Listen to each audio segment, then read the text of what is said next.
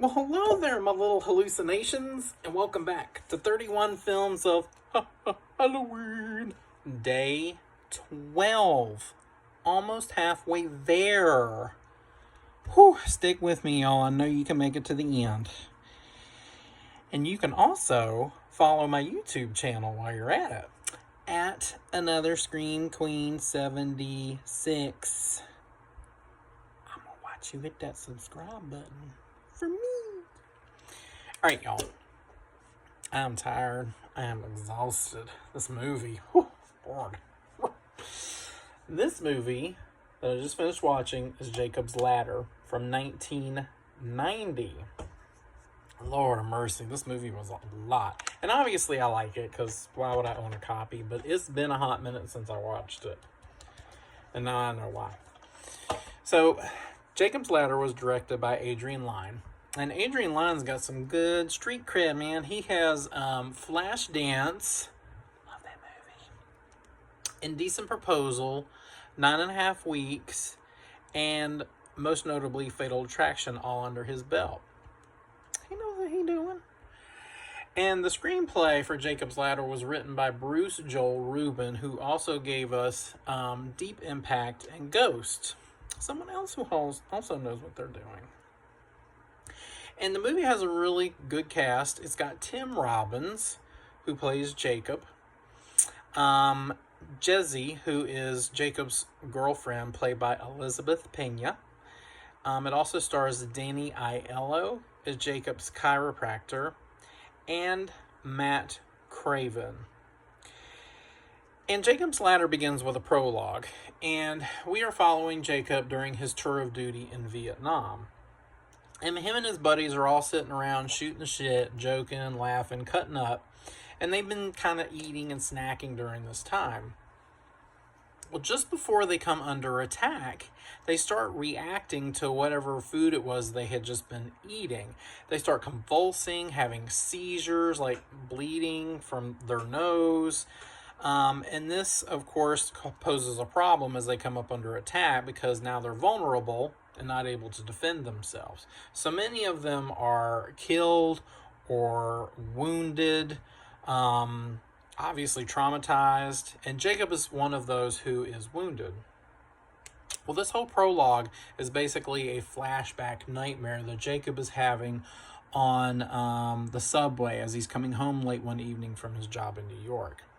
And Jacob lives with his girlfriend, Jezzy, Elizabeth Pena. And Jezzy is very much she tries to be the dutiful, patient partner in his life, even though she knows that Jacob has a past. Jacob is, I can't tell if he's either separated or divorced from his wife.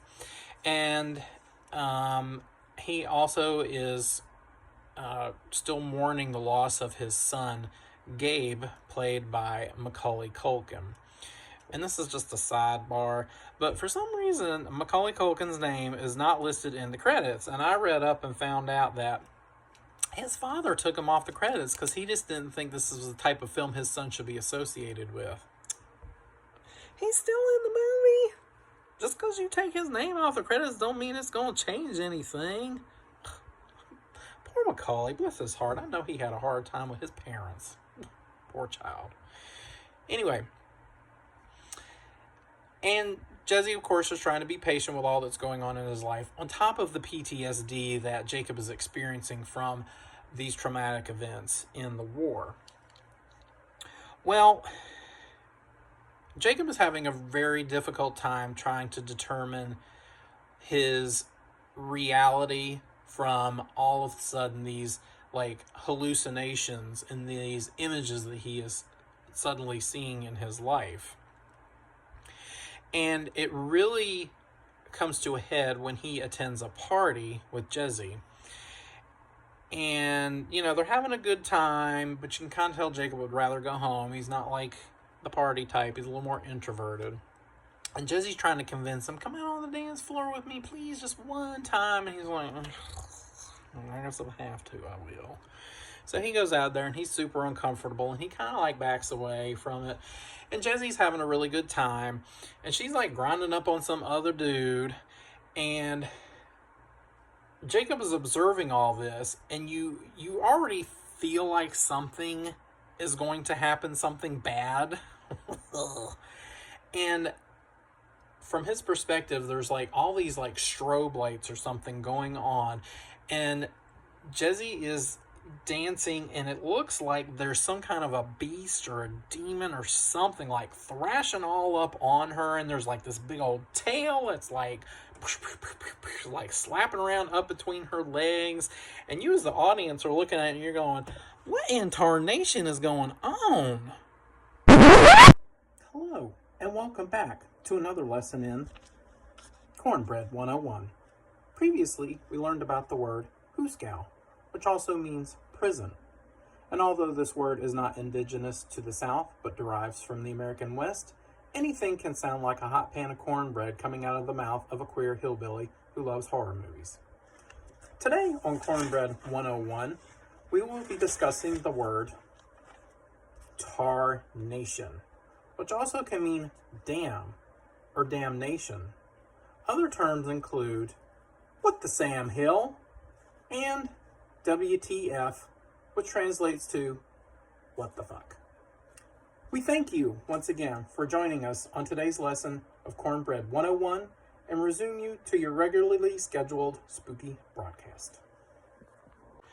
And this is, of course, not the only hallucination that Jacob is having. And he comes to find out that some of his buddies are also experiencing some of the same issues, like hallucinations and things like that. So they're believing that this is all somehow connected. And the movie escalates into further territory where, Jacob is having more delusions. They're telling him his doctor never existed, like he didn't exist as a patient. And as the audience, we're like, well, is this real or is this another hallucination? Are you having another flashback? What in the world is going on? And the title Jacob's Ladder derives from a biblical reference. And I'm not going to explain what that is. And don't look it up before you watch the movie. In fact, go into this movie if you've not seen it. Just go in blind. Just go in with some sunglasses on and, just rock it. Because I feel like the less you know, the more you're going to enjoy it. And it had been a long time since I'd watched the film myself. So much of it was like seeing it for the first time. And there's some disturbing imagery in this movie. Like, I know that the director took a lot of inspiration from some artists to set up these sequences. But he's seeing, like, faces that are demonized. There's another moment where he sees a figure and its head is just shaking, like seizing uncontrollably. And I'll try to post an image of that up here just to give you a better idea, just so you're a little prepared. But even though this is a horror movie, it also is a drama, like a really hard-hitting drama. Like, my heart was heavy by the end, and I kind of was tearing up a little bit. Like, it just really goes to show how much PTSD will affect a person's mental state. And you really just sort of grieve for Tim Robbins' situation. And he does a phenomenal job in this movie. I mean, oh my God, the man has like an Oscar for Mystic River. And I just recently saw that. And I mean, my God, like, there wasn't even any question he deserved it. So he's just a great actor to begin with. And the supporting cast is great. Elizabeth Pena, Danny Aiello plays his chiropractor, and he plays a significant role. And then there's also Matt Craven, who I won't explain what his role is in the film, but he does act as a hinge that sort of opens the door on explaining everything in this movie. So, Jacob's Ladder, y'all. 4.5 pumpkins. 4.5. Watch it. But watch some Golden Girls or some Smurfs or something light and fluffy afterwards, because it's like carrying a 50-pound sack of sadness on your back. So until next time, if you're attending a party and there are some snips, nails, and big old demons' tails thrashing around, you better check and see what's inside that punch.